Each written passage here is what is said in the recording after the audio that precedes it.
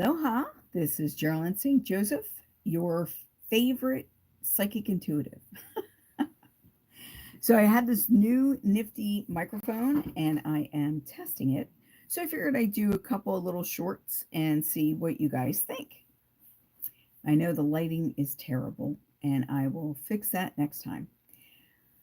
Today, what we're going to talk about is what is energy work. As you know, I work a lot with metaphysics, and this is what I do for a living. So that makes me a professional because I get paid for what I do. And that's the difference between a professional psychic and a non professional psychic. Also, your behavior, I would assume. I am going to put my phone on Do Not Disturb because, of course, as soon as I started talking, the phone went off. Okay, so what is energy work? What exactly does that mean when we talk about that? Most people have heard of something called Reiki, and Reiki is a form of energy healing that is Japanese at its source. It is called, I believe, working with the blue ray. I myself am very familiar with Reiki, although I have never been trained in it. It is something that I have a lot of friends who do, and it is a very effective method of energy work in that it is very soothing, it can be very healing. It is used for things like PTSD and for cancer treatment. So it is more recognized than most other types of energy work. Another type of energy work is called healing touch. And that also was pretty accepted by the regular doctors and things like that.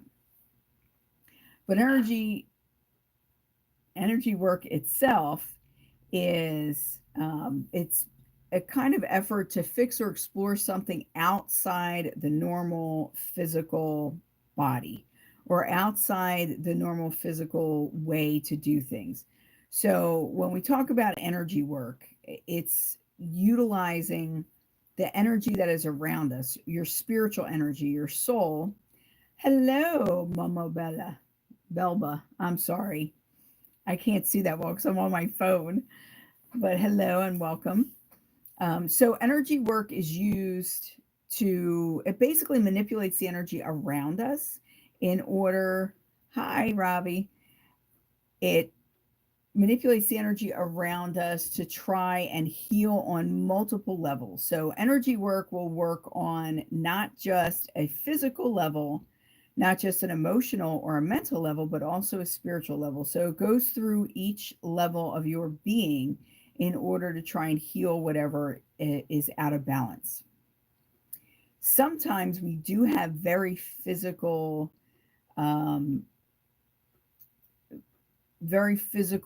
reactions to this. Like some people will fall asleep. I've seen Marco, that's funny. No, it's my new little microphone, which I'm supposed to have over here, but I didn't clip it on. So I'm holding the little rabbit poop in my hand. Thank you. One moment. Let's see. We'll do that. Maybe that'll help. And energy work comes in a lot of different ways. You have subtle bodies, energetic bodies, and a physical body.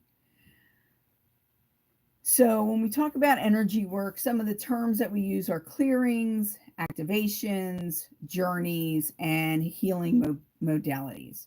So depending on what you want to do, you would look for a practitioner who does one or more of these things. Many people have basically a focus on one thing, and then they may expand out to do other things. I tend to really focus on clearings and things like that, but I do also do activations, shamanic journeys, and healing. With the energy healing that I've done, I've always been just kind of guided in what I'm supposed to do. So when I, like right now, my hands are really tingling. So I know that if someone asks me to help them, I'm kind of like powered up, is the way you look at it. A clearing helps to remove blockages, negative energies, and attachments.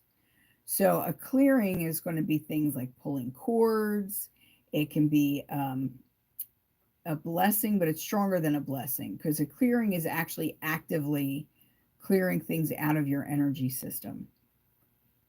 And we are looking with clearings, you couple it with any and all other energy work. Because when you're working on someone, generally the dis-ease is caused by some kind of blockage or something. So a clearing is usually necessary. So even when you're doing Reiki, and Reiki is a healing modality, Reiki will go through and then try to dissolve whatever is standing in the way of your health, optimum health. Clearings can also really relieve stress. They're really good for that because whatever is like making you hold on to things, clearing will help you move that out, and it'll help you to uh, be able to be more focused and see things in, I don't want to keep saying clear, but it'll give you clarity on things also. Sometimes a good clearing is what you need when you're trying to make a decision and you seem to be confused about which direction you need to go in.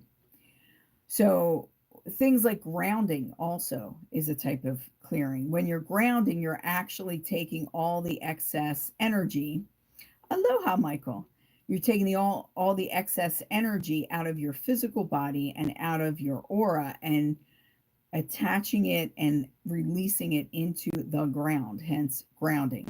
Grounding is also intensifying your connection with the earth, and it helps you to process energy more efficiently. So that's grounding. And grounding has a lot to do with physical energy as much as like frenetic energy, but it helps you be more connected to Mother Earth.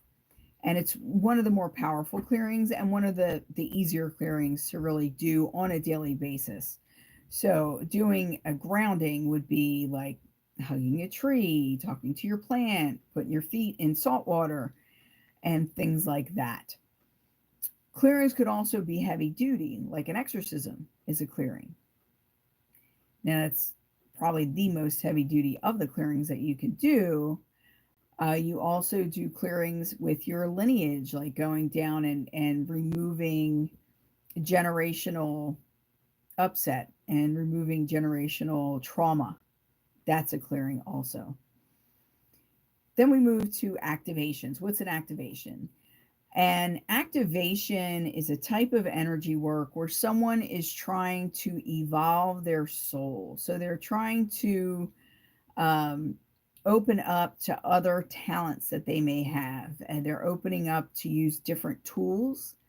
And what about a Schumann resonance generator as an energy source or as a grounding source?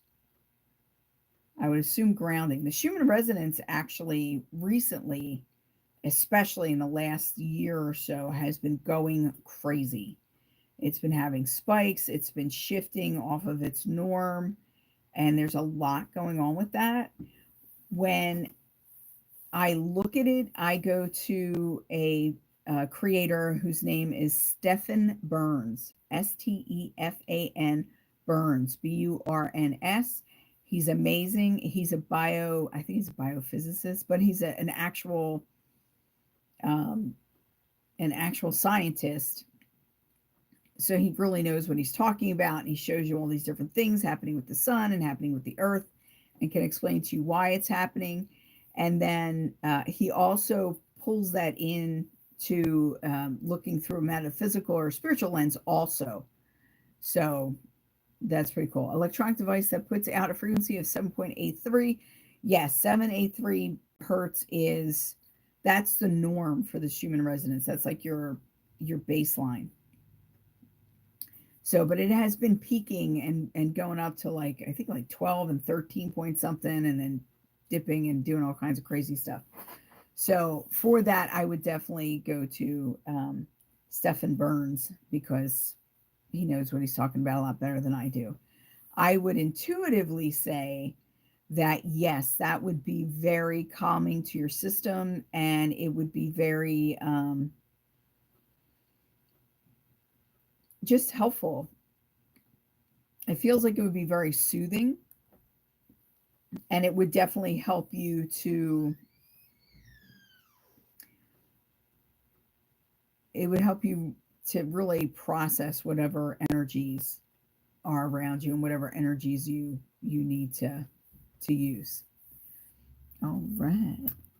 Okay. So you could tell like I didn't do my lighting or anything when doing this. I'm just checking out my new little um, microphone. It's late here. It's 11:40 p.m. here on the East Coast. Okay, so energy work. So you have clearings, and then activations are things that you do to turn things on or to really help in your spiritual growth. Not all people do activations. Activations are also, I think, I'm trying to think with Reiki, they call it an attunement, not an activation, an attunement. When you're going to learn Reiki, and there's a lot of different energy systems that use this, what they do is they have you get an attunement, which is basically aligning your system so that you can handle whatever energy is going to come through utilizing that particular energy healing system or energy system.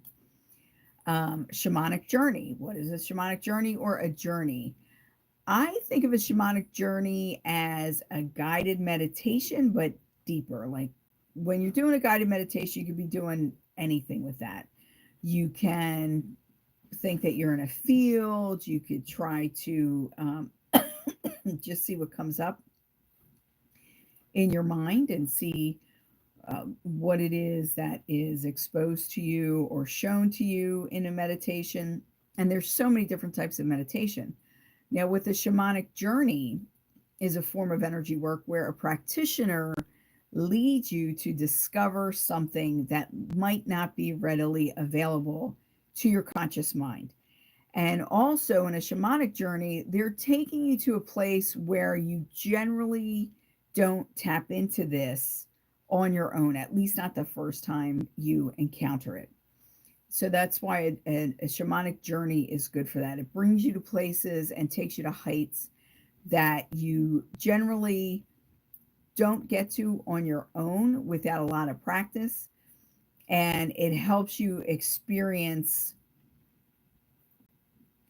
different energies and different entities and different ways of being that with a safe space created. So when you're doing a shamanic journey, the person who is leading often creates that safe space and allows you to really relax into it, so then they can take you on this journey and show you whatever it is that you need to know, or whatever the journey is for. We've done shamanic journeys at Mystery Mystics and Metaphysics on my meetup group. We get together and we've done journeys to, a real common one is to meet your spirit guides. Or we also did like facing your fear. We've done talking to your ancestors. We've done talking to your higher self and moving into the higher dimensions and higher realms. So with a shamanic journey, it can help you discover things from meeting your spirit guide to recovering pieces of your soul and doing soul retrieval. It's a really powerful practice, and it needs to be done with someone who is capable of holding that space and helping you to move through those different levels of existence. And then, of course, energy healing, which we started off talking about. Reiki is probably the most common that people know about. There's reconnection therapy, there's Huna healing, there's golden orb healing, there's healing touch. There's so many different types of energy healing. And basically, what I have experienced, I'm very, very sensitive to energy. So when somebody's working on me, I can feel exactly what's happening. And what I have come to discover is that the methodology that you use just needs to be something that you're comfortable with. I don't feel a whole lot of difference between different modalities. Where I feel the difference is with different practitioners. So generally, I can tell who's working on me by the way the energy feels to me. There was one woman who I used to love to get healings from her because it would feel like feathers, like just like tickling your whole body. It was just so light and kind of joyous kind of a feeling. I've had other healings where it's much more direct and forceful, and it feels like flames shooting through you and just burning out whatever's not supposed to be there. So it's whatever you feel comfortable with, whether you're going to become a practitioner or whether you are receiving a healing. You need to find what you feel comfortable with, and that's the best direction to go in. So, um, as we move forward on our spiritual journeys, a good thing to remember is that it's not a race, it's not a competition. We're all at the beginning of our spiritual journey. We all have different gifts, we all seek things in different ways, and we all come to spirit by whatever path we come to spirit. There's no one way to get there. There's no one way that's this way or the highway. There's so many different paths that can bring you to the same destination because it's the journey that's important. So, if you want to learn more, if you want to learn about energy healing as well as energy work, and you would like to work with me, I do mentorships, I do one on one, and I also teach classes. So, you can find me online at GeralynStJoseph.com or voiceofspirit.com. Again, this is Geralyn St Joseph, and I'm going to go because it is bedtime for me. I hope you enjoyed this, and I hope the sound was really good because I love this little tiny, cute little microphone that my son drew an eye on. Have a great night. Blessings and mahalo. Don't forget to like and subscribe, and hopefully I will see you again. I am looking at my computer at the same time. Let's see. I'm not sure how this works. Here we go. Good night, everyone.